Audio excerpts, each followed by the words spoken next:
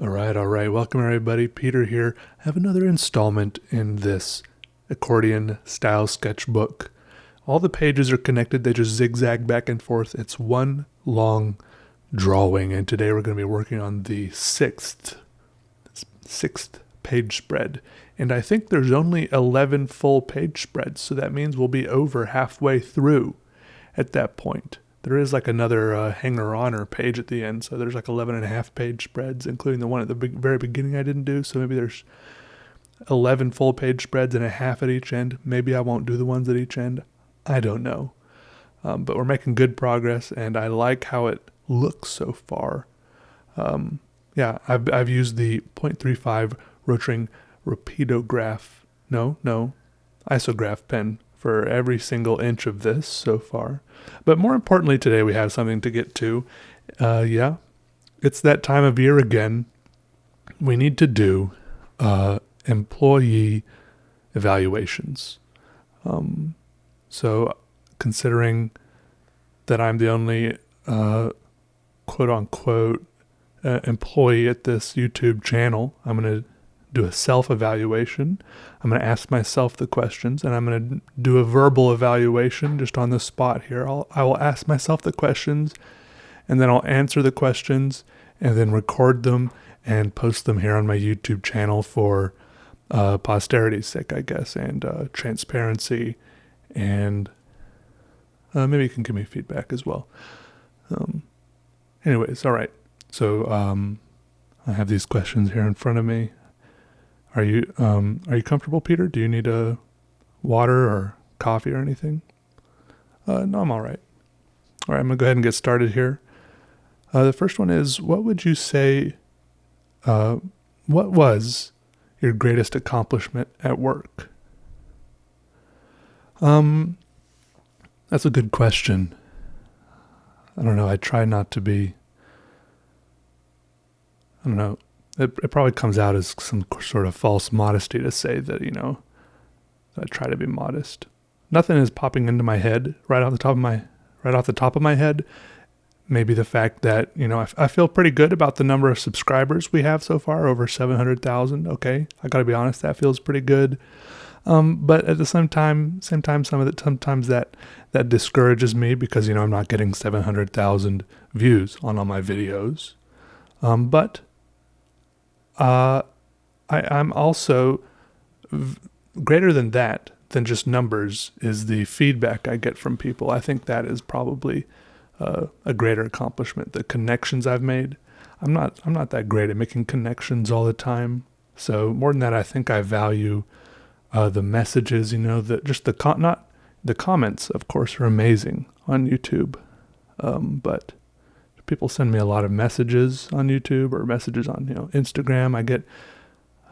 I get a lot of very heartfelt emails, and I am notoriously, I know I'm probably not supposed to be bringing things up that I'm bad at in an employee evaluation, but I'm notoriously bad at responding to a lot of these emails.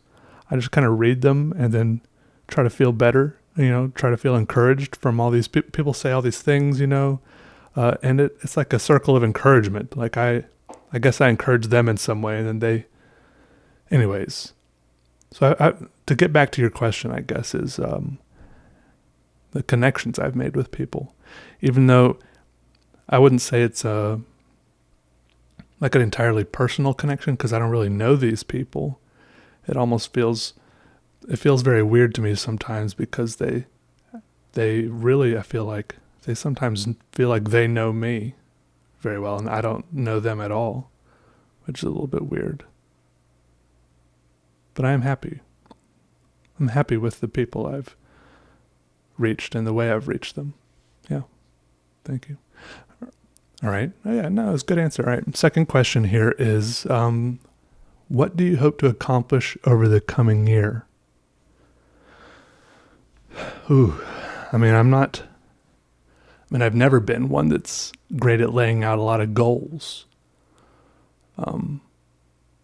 If anything, I just have vague images in my mind that I'm kind of striving towards, but they can be different from day to day. As long as it's something that gets me up and going, gets me drawing, gets me working on something, it's always been good enough for me. I've never been one of those people that had like a 5-year plan or something. I do have I will say I do have a couple of big goals for this year, including I think I'm ready to go back to school because about 8 or 9 years ago I dropped out of college. Only went for like, excuse me, I only went for like 3 or 4 semesters and I hated it. I didn't know why I was going to college, right? And I think I'm finally ready to go back now, so I'm going to be doing that soon, which I'm really excited about. I mean, we can talk about that. We can talk more about that later. But that's one of my main goals for that is going back to school, doing that really well. And that'll just happen. I'll start that later this month. Maybe I can do maybe if we can work it into my schedule here, work into the YouTube channel, we can do some vlogs or something and work. And if I get projects with school, I can, work it into the YouTube channel, right? So we'll see about that. That's what the main thing over the next year that I'm excited about and kind of working towards and it goes without saying, I just want to keep on making videos for the channel. I want to keep making art. I'm always kind of riding that line between, am I an artist that makes videos or am I a YouTuber that draws, which are two very distinct things to me that would manifest themselves in two very different ways. But regardless, I will stay busy with either of those things. So I'm going to keep making stuff. That's a definite goal I have. It's not a very concrete goal, but it's there. All right, cool. Good answer. All right. Third question, Peter, is what position at the company do you want to move to next? I mean, I guess this is more of I don't know about the whole structure of the company per se, but if there's a way my position, or I could be promoted to a position where I was just doing purely creative work, right? And I didn't have to edit videos anymore. I mean, it's mostly wishful thinking because I've kind of gotten used to editing videos. If there's one part of my job I don't like, one part of anything about my position I don't like, it's the part where I sit around editing videos for hours and hours and hours. And sometimes I know we outsource that, but sometimes it doesn't fit in the budget. So I guess that's mostly what I have to say in that regard.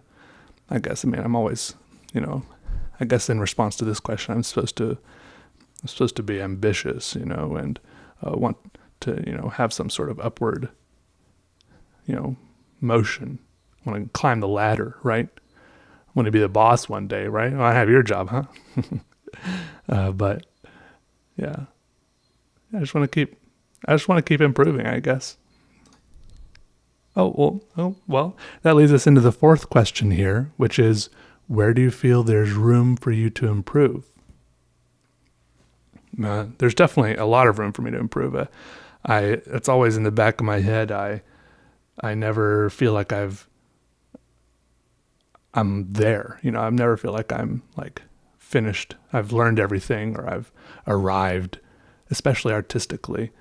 I don't feel like I have as many goals and aspirations as far as making videos per se, but when it comes to drawing and making art, I feel like the possibilities are almost endless. And sometimes that's a little bit daunting and scary, but mostly it's exciting and inspiring and encouraging for me because I think there's so many more things I can do that could happen with my art, and all that's left is for me to keep making art. And in my experience, the only way to get to those next stages are to keep making art, because it slowly, from what I've seen, it all slowly evolves. Like, I've never seen myself make huge drastic jumps and changes in my style. Sometimes I do something that's a little bit different or a lot different, but it's usually like an outlier. It's just like, like a little solar flare jumping out from the surface of the sun or something. It's not like an actual steady change, right? If I'm going to do anything different for a long time, it happens very gradually. So you just got to keep making things, and that's what I'm going to do. I'm just going to keep making things and not overthinking it, because when I overthink it, I work myself down and I get discouraged. I don't know. Yeah, so just enjoy the process, I think. All right. Our next question is, do you feel that the team is working well collaboratively? Yeah, I mean, I guess so. I don't see the rest of the team much around here, but I haven't had any problems from the rest of them. And I think I do better most of the time working on my own. Just because, I mean, sometimes when I'm in a group, if I have a group project, I'm paranoid about the other people in my project doing it wrong or not good enough, right? And so I'm willing to do extra work just so that it will be done right. Just because I have a hard time letting go sometimes and letting the other people in my group take responsibility and get those things done. I'd rather just do more work and make sure it's done right, or at least the way I think it should be done. I don't know. I just don't like having to worry in the back of my head, like when this thing is due, when the deadline gets here, will they have done it? When half the time, really, in reality, I'm a huge procrastinator. I don't know. I guess I just don't worry about myself as much as I worry about other people. Who knows, I guess. I don't feel like this evaluation isn't going very well. What's the next question? It's all right. This is all just part of the process. We do this every year. All right. So the next question is, what are the main drivers of success in the company, would you say? As I primarily put my mind on the artistic side of things, which I think is probably a good question to ask me, because I do need to think about the drivers of success side thing, for this company. Like recently, for the first time in my life ever, I manually added more ads to some of my videos, which I felt disgusting about. Because, on YouTube, if your video is over 10 minutes long, you can manually add more ads. And at first I thought these were only the little banner ads that pop up at the bottom of the video. So I thought it's not too intrusive. And I was, at first I was just adding them to the bottom of podcasts and stuff, which I thought people were mostly just listening to. So it didn't matter if it covered up part of the video. But then I realized I was very sad I don't know about sad, but discouraged to find out that it was actually adding ad breaks into the middle of my videos. But but I kind of am doing this to support myself. So it's a constant, I feel like this isn't your question, but it comes back to that struggle, whether I'm a YouTuber making art or artist making YouTube videos. It's like I added those ads and felt bad about it, but I got more money, which felt good, but I didn't feel good about the money. So, every now and then I get a comment about the ads, and then I'd go take some of the ads back off, but my views were still going up still. So was adding more ads was that the secret to success? I don't know. Does YouTube like videos with more ads? Because if I make more money, they make more money, because it's a split, right? I don't know. But the main drivers of success, I think, I'm coming back to your question and try to answer that. I think I have to sneeze. Do you ever push on the bottom of your nose to try to not sneeze? Anyways, I think it's important. The things that have always been important to me are to try to be true to myself, which is probably why adding those ads felt bad. But I needed money for school, which is that's just me trying to justify it. It's fine. I know that's not probably right. I just like try to be me, like try to be comfortable. I want to be comfortable making videos without having to like put on too much of a show. And sometimes I do put on a show, but it's like a show I'm comfortable putting on. It's okay. Like I don't mind getting a little goofy and weird sometimes. Like that doesn't mean I'm not being me, right? And I think also a good driver of success is kind of sharing my enthusiasm for things. I think people can really tell when they're watching someone who is enthusiastic about something. I think it's hard to fake authentic and sincere enthusiasm. And when you are authentically enthusiastic about something, it's a little bit contagious. Like if I'm watching someone that's really enthusiastic about model cars or something, that can get me more excited about what I'm excited about. It won't necessarily get me excited about model cars, but that could get me back excited about my art and stuff like that. So I think that's one thing. It's kind of a contagious thing like that. Yeah. All right. Yeah. All right. Next question is, are you comfortable with our corporate culture, and are there areas that need improvement?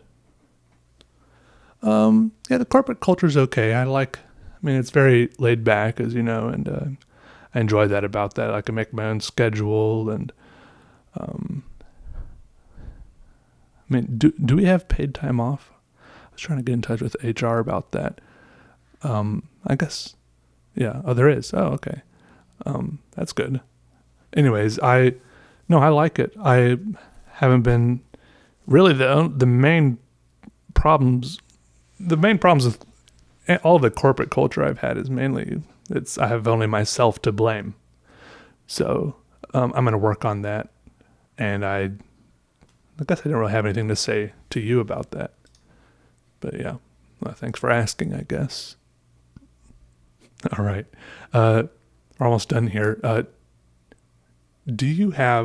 Next question is, do you have everything you need to perform your job? Yeah, I really think I do. In fact, I often have way too much, and I think I get distracted by extra stuff. I get distracted from the basics, which I think would be better sometimes. So yeah, I have more than enough. Sometimes I think, maybe I should just go spend a week or a month, out in some deserted, like mountain cabin or something where I have less distractions, less of all sorts of things, like material distractions, mental distractions, social distractions. I don't know if that's even what you're talking about with this question, but sometimes I feel like that would be helpful, but then, maybe I would just get bored out there. Maybe I couldn't work in that sort of situation. Okay. Number 9 here, we have 10 questions. Number 9 is, where has management helped and hindered your work? Management's been fine. I think almost management has been too lax, if I could say that. I hope that, do I get in trouble? This just stays between us, right? Been recorded for quality purposes. Too lax. I feel like I almost, you really do let me take any day off that I want, and I can sleep in and stay up late, and I can, I can show up to work, no pants, no shirt. I can take long lunch breaks, and I feel like sometimes that's good for me, right? Sometimes that's really good for me, but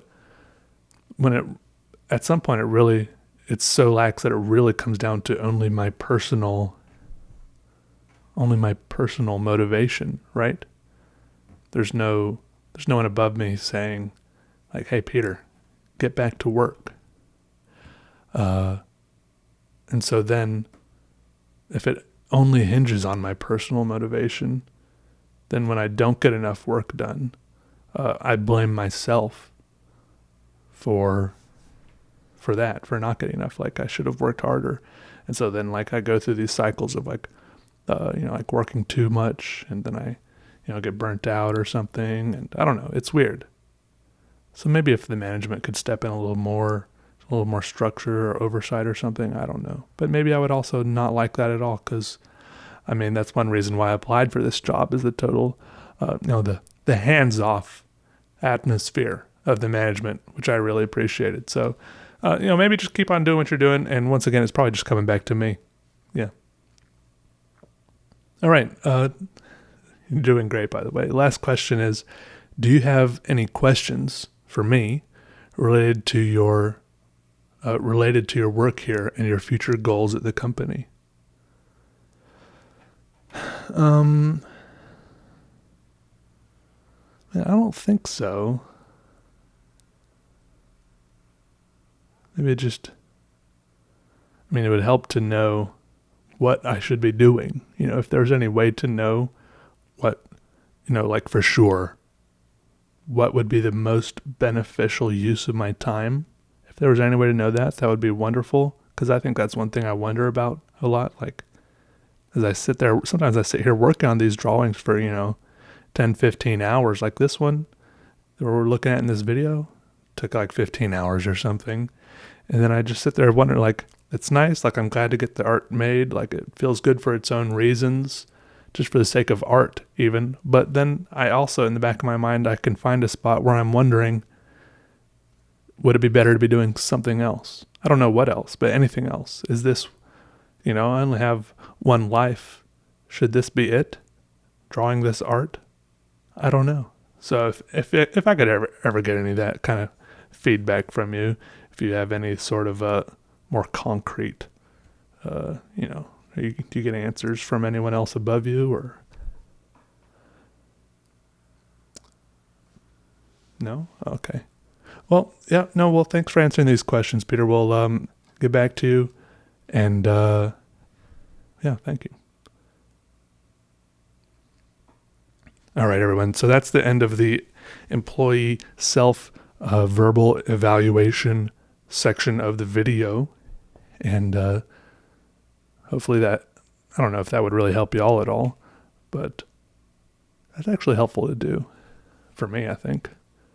As you can see here, this is the sixth page spread of this accordion. It's actually a Moleskine sketchbook. It's a brand of sketchbook, Moleskine. And I was really happy how this turned out. I think I like each page spread better than the last one. I'm not sure what I'm going to do with it when it's done, except just have it. I've been scanning it in, but yeah, here you go. That's what it looks like, all spread out. It's like a full arm span now. It's huge. It's going to be very difficult to handle, and it's going to be, I can't think of the word, but it's going to be, like, I don't know how I'm going to show it on video once it's a full sketchbook. I can't stretch it out and hold it. I'm going to have to slide it all the way down my hallway. Anyways, as you can see here, the evaluation seems to have gone all right. I'm Employee of the Month. Look at that. Even though the evaluations only happen once a year. So that's the first time they've ever evaluated me. I can breathe now. All right. Goodbye, everybody. I'll see y'all around, okay? All right, goodbye.